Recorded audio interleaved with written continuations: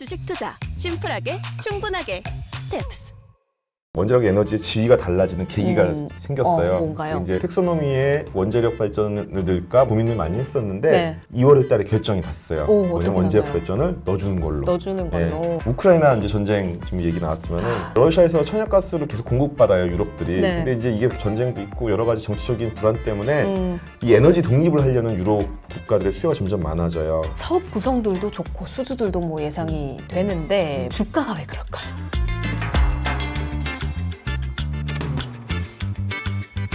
안녕하세요. 주식 잡학사전 여의도백화점 송혜민입니다. 김지혁입니다. 네, 임프로님 또 오늘은 어떤 주제 가지고 오셨나요? 바로 알려주시죠. 훅 들어오시네요. 네. 도덕적 양면성을 이제 가지고 있는 원자력 발전에 대해서 이번 편에 얘기해 볼까 합니다. 주기적으로 이 원전이 이슈거리로 좀 떠오르거든요. 네. 특히 연초에 이 원전 관련 이 주들이 약간 들썩들썩했어요. 맞아요. 예, 왜 그랬는지 배경 설명 좀 해주시죠. 그 원자력 에너지의 지위가 달라지는 계기가 생겼어요. 뭔가요? 이제 그 유엔 이제 기후 협약이라는 게 일단 있고요. 기후 협약 총회를 우리가 COP라고 해요. 네. 근데 이제 1990년에 일단 기본 협약을 체결하고 그리고 나서 1차 회의 전체 네. 총회를 이제 95년에 했었고요. COP 뒤에 이제 번호가 붙어요. 1위 COP 1위 1회차, COP 이제 3위 뭐 3회차 이렇게 되는 거예요. 그래서 그쵸. 우리가 COP 3위면은 교토, 그다음에 파리 기후 협약이 COP 21이었어요. 그리고 이제 이번에 COP 26이 작년에 26. 열렸어요. 그래서 이게 이제 석탄의 단계적 감축을 얘기하는 네. 거였고요. 2월에 얘기했던 게 그 EU 텍소노미라고 있어요. 네. 이런 것들이 이제 뭐 어떤 체계, 분류 체계를 얘기하는 건데 그동안은 여기 그 텍소노미에 원자력 발전을 넣을까, 뭐 LNG 발전을 넣을까 막 고민을 많이 했었는데 네. 2월 달에 결정이 났어요. 오, 뭐냐면 어떻게 원자력 나가요? 발전을 넣어주는 걸로. 넣어주는 걸로. 넣어주는 걸로 이제 발표가 나서 이게 그린 텍소노미라고 이제 분류 기준이 확정이 됐고요. 네. 다만 이 원자력 발전을 2045년까지만 네. 신규 건설하게 해주고 오. 그 이후에는 이제 완전하게 100% 신재생 에너지로만 가겠다. 이제 이런 과도기적인 이유로 원자력 발전소를 이제 허용해주겠다 이런 얘기였습니다. EU 텍소노미 원자력 발전이 이제 들어가면서 좀 더 주목을 받게 되고 그게 네. 주가 흐름에도 좀 영향을 미친 게 아닐까라는 생각이 들거든요. 네. 그런데 EU는 왜 그런 결정을 내렸는지가 좀 궁금하거든요. 네. 다른 신재생 에너지 발전을 하면 안 되는지. 그러니까 신재생 발전하고 있는데 네. 이게 이제 좀 효율도 떨어지고 뭐 여러 가지 아. 문제점이 있어요. 이제 발전 용량하고 실효 용량의 이제 차이 때문에 그런데 일단은 네. 첫 번째 면적. 원자력 발전소 하나 짓는데 여의도 면적의 5분의 1이 필요해요. 근데 원자력 발전을 말고 태양광 발전소 지려면은 네. 그 면적의 20배가 필요해요. 그리고 거기다가 만약에 풍력 발전이다 네. 하면은 200배 면적이 필요해요. 이거 우리가 그렇게 땅덩어리도 작은데 뭐 유럽도 마찬가지겠지만 그런 면적을 대규모로 투자하는 게 이제 비효율적이네요. 비효율적이겠죠. 그리고 또 하나는 1kg당 그 에너지 연료 타입에 따른 에너지 발전 용량을 얘기하는데 네. 뭐 갈탄, 뭐 흑탄, 뭐 천연가스 이런 것들이 뭐 10, 38 뭐 이렇게 되잖아요. 네. 근데 농축 우라늄을 사용하면은 거의 뭐 와. 10,000배가 아니라 뭐 많이 차이 나죠. 그래서 그렇네요. 10,000배 이상 차이가 난다는 얘기를 하는 거고요. 신재생 에너지는 전력이 필요할 때 많이 발생된다거나 아니면 또 필요하지 않을 때도 계속 발생된다는 그런 실효성 면에서 많이 떨어져요. 태양이 뭐 하루 종일 쪼는 게 아니라 낮에만 쬐고 밤에는 그쵸. 안 나오니까 그런 이제 가능성이 생기는 거고 네. 이런 것들을 보완하기 위해서 이제 ESS라고 해서 에너지 세이빙 시스템이라는 게 있어요. 네. 근데 이제 그게 단점이 뭐냐면 너무 가격이 비싸요.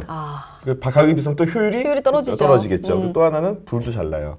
위험하고. 아직까지 위험하고 그래서 네. 안전성이 좀 떨어지고 그래서 이제 그런 문제들이 있고요. 그다음에 이제 원전에 대한 또 전격 용량하고 실효 용량이라는 뭐 차이가 있는데 네. 이 그림 보시면은 2020년부터 2030년까지 10년 단위로 네. 그 전격 용량은 그러니까 원전 같은 경우는 23, 26 뭐 거의 비슷하죠. 그렇네요. 전격 용량이. 네. 근데 이 실효 용량도 원전은 거의 23, 26, 20 거의 비슷하죠. 비슷하고요. 근데 신재생 같은 경우는 2020년에 전격 용량이 20이었는데 2022년에는 29, 그다음에 2030년에는 58로 확 많이 늘어나게 그렇네요. 되잖아요. 근데 실제 실효 용량은 거의 비슷하게 작아요. 아주 작죠. 네. 조금밖에 안 되죠. 그래서 결론은 전격 용량이 아무리 키운다 하더라도 이 실효 용량 부분에서는 좀 아직까지는 네. 신재생 에너지가 좀 여류에 있다라고 보시면 될 것 그렇네요. 같고요. 네. 독일과 스페인이 최근에 그 풍력 발전 비중을 많이 높였어요. 네. 22%, 20%까지 늘렸는데 작년에 그 기상이변이 많이 있어가지고 바람도 덜 불고 그다음 태양도 덜 쬐고 그러다 보니까 이게 불규칙하게 이제 발전 네네. 증감량이 생긴 거예요. 그래서 이 그림 보시면은 컨벤셔널 에너지 소스는 이제 일반 우리 뭐 차콜이나 이런 그 에너지들로 한 거는 파란색이 재작년이고 빨간색이 작년인데 늘었죠. 늘었네요. 조금씩 늘었는데 요 리뉴어블 그 에너지 소스는 이제 신재생 에너지인데 거꾸로 줄었어요. 52에서 44, 29에서 21로 줄었죠. 이게 네. 뭐냐면 기상 이별 이유 때문에 그렇습니다. 그래서 이런 문제들도 있고 또 하나 마지막으로 우크라이나 이제 전쟁 지금 얘기 나왔지만은 예. 러시아로부터 이제 러시아에서 천연가스를 계속 공급받아요 유럽들이. 네. 근데 이제 이게 계속 뭐 전쟁도 있고 여러 가지 정치적인 불안 때문에 이 에너지 독립을 하려는 유럽 국가들의 수요가 점점 많아져요. 유럽에서 하일리 디펜드 온 러시아 가스라고 나오는데 이 러시아 이제 가스에 그 의존하는 의존도를 얘기하는 거거든요. 근데 EU가 거의 30% 정도 의존을 하고 있어요. 그러네요. 독일이 40% 네. 그죠? 그래서 이렇게 의존하고 있는 국가들이 많기 때문에 원자력 발전을 개발해서 어쨌든 좀 에너지 독립을 해보자. 정리를 하자면 석탄 같은 화석연료 발전을 줄여야 하는 건 맞다. 하지만 뭐 발전 방법 면에서 좀 효율성을 높일 필요가 있고 또 신재생 에너지는 전력 수급 변동성이 좀 문제가 되기도 하고 또 국가 간 이해관계 때문에 이렇게 안정적이지 않은 그런 이유 때문에 에너지 독립을 또 해야 되고 이러한 이유들 때문에 아직은 원자력 발전이 필요하다라고 좀 생각을 해보면 좋을 것 같아요. 송프로님 네. 정말 정확히 정리하셨습니다. 네. 감사합니다. 네.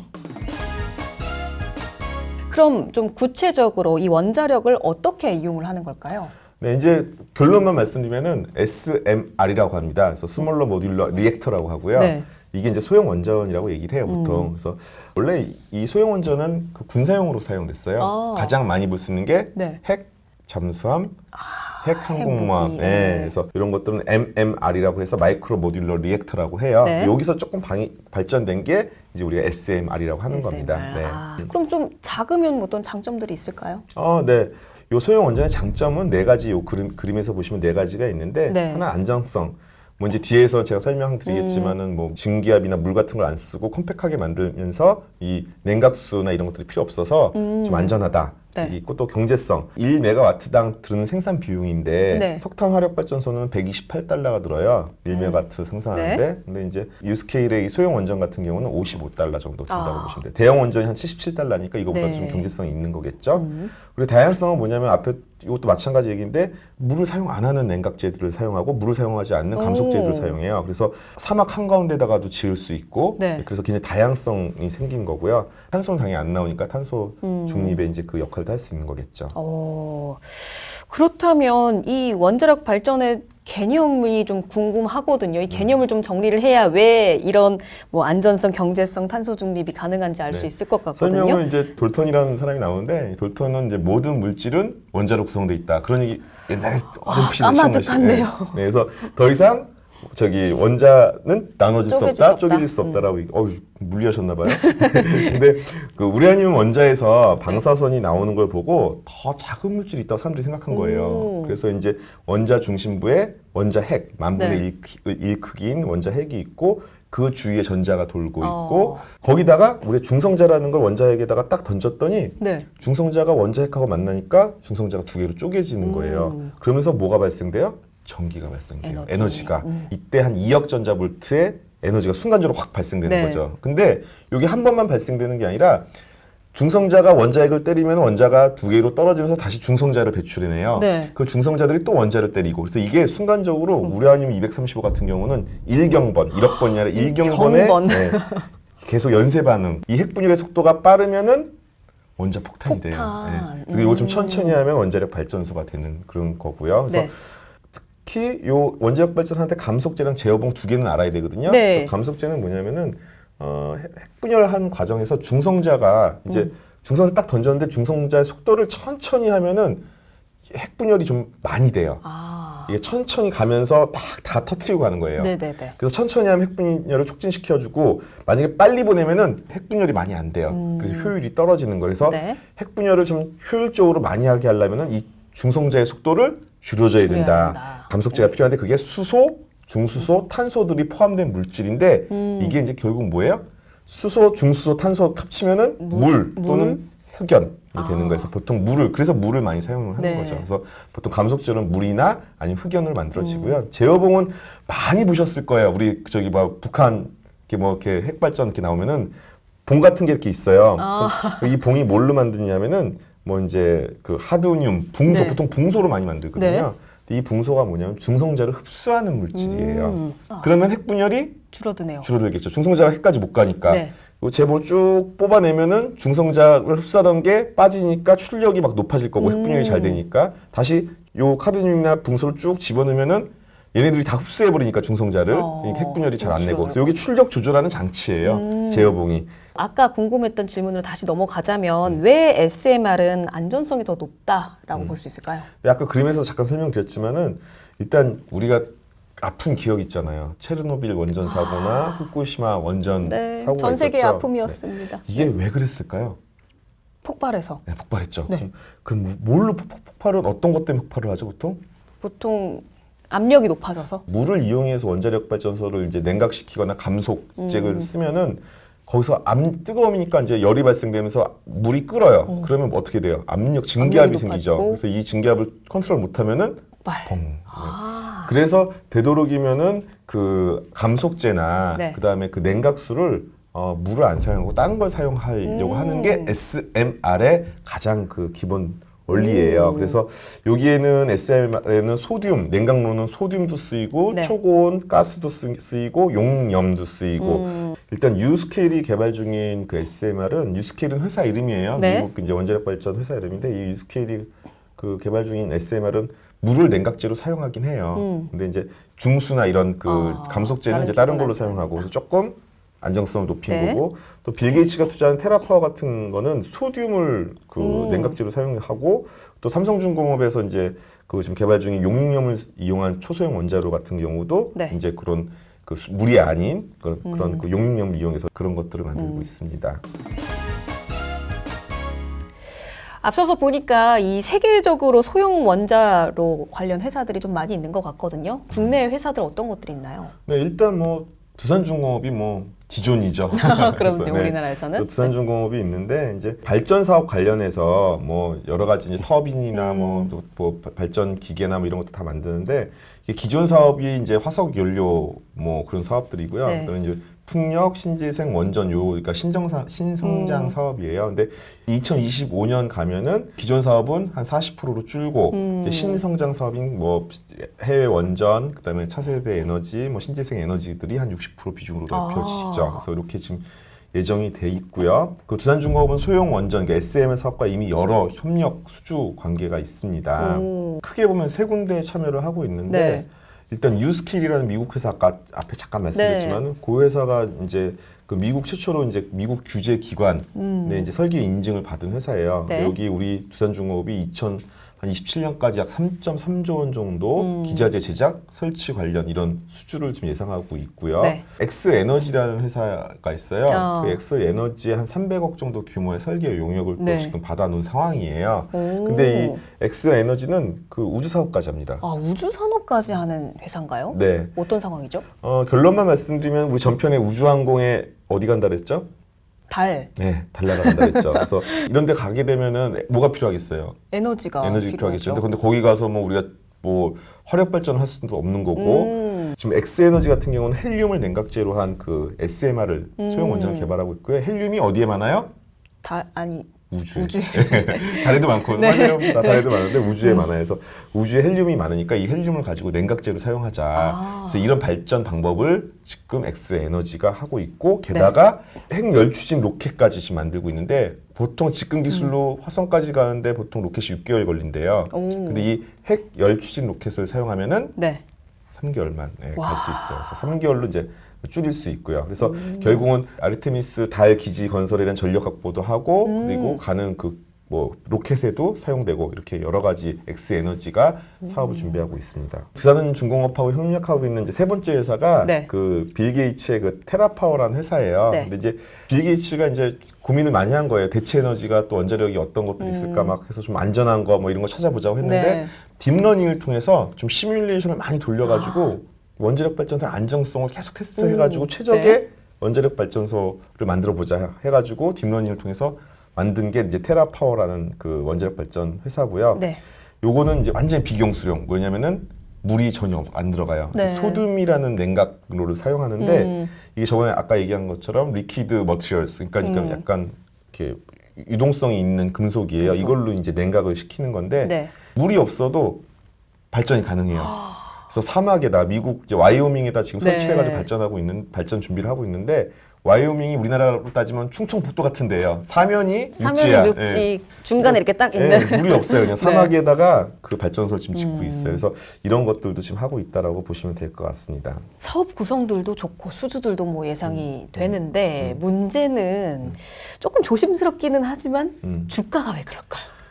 네, 이해되십니다. 네, 이제 그동안 그래프 보셨네요. 네, 네. 그래프가 계속 이러고 있죠. 네. 그동안 이제 부산 그룹이죠. 이제 그룹의 다른 네. 계열사들의 재무적 어려움을 좀 보증하는 개런티하는 좀 부분들도 있었고요. 또 과거 원전 사업 축소를 시켰잖아요. 거기다가 또 이번에 유상증자를 했는데 네. 약간 이제 뭐 많이치는 않았어요. 근데 구조 청량이 조금 미달이 나와서 네. 이런 것들도 좀 영향을 최근까지 줬었고요.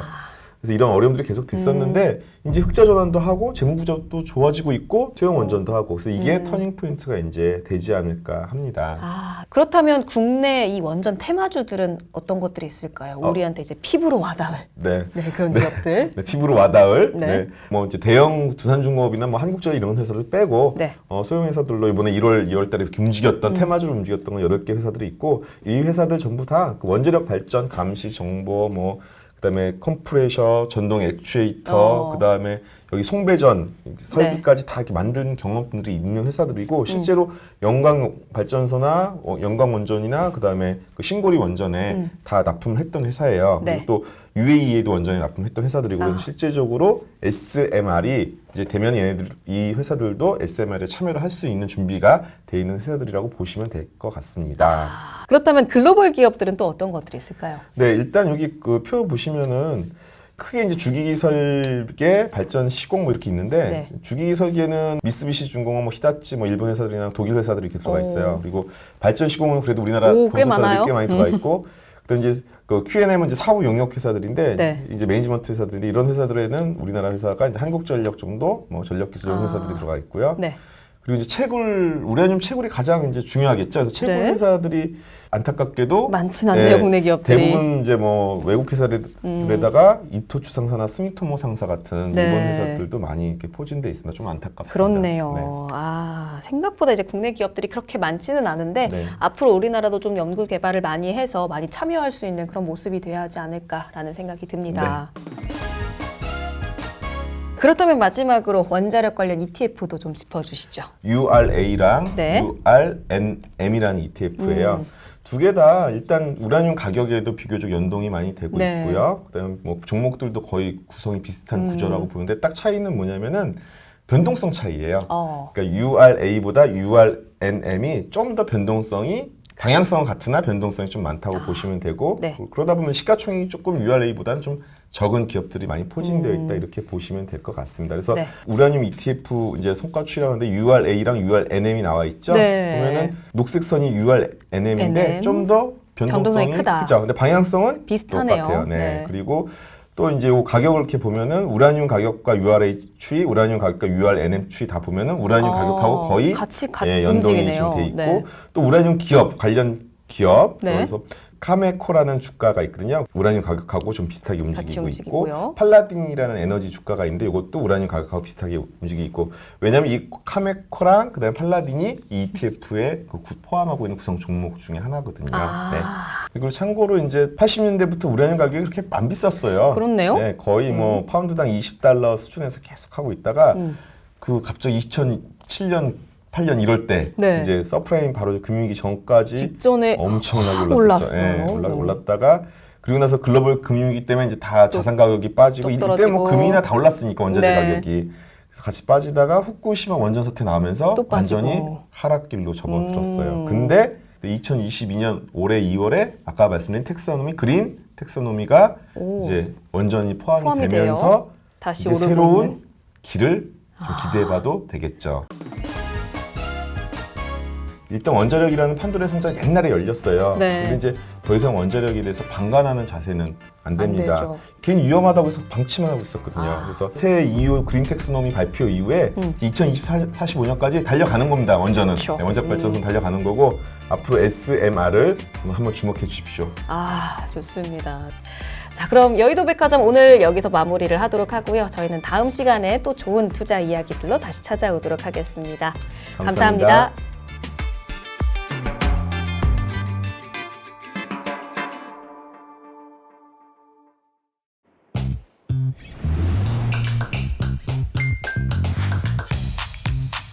자유롭게